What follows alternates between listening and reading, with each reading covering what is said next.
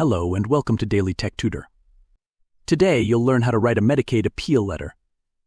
This letter is a formal request submitted to your state's Medicaid office to challenge a denial, reduction, or termination of Medicaid benefits.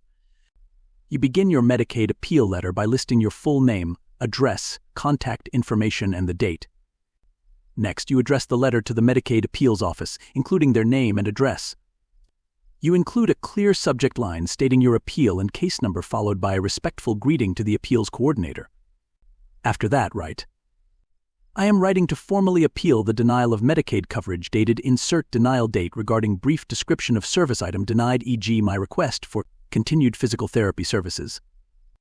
I believe this service is medically necessary as prescribed by my doctor, doctor's name to treat my diagnosed medical condition and improve my daily functioning and quality of life. Enclosed are supporting documents including my physician's letter of medical necessity, recent medical reports, and therapy evaluations. I kindly request a reconsideration of my case based on this documentation and the importance of this treatment to my recovery. Thank you for your time and attention to this matter. Sincerely, your signature, your printed name." Here's our sample Medicaid Appeal Letter. You'll notice how it clearly states the reason for the appeal, provides necessary background information, and maintains a respectful and professional tone throughout. The letter helps ensure effective communication with the Medicaid office and strengthens your case for reconsideration of denied benefits or services.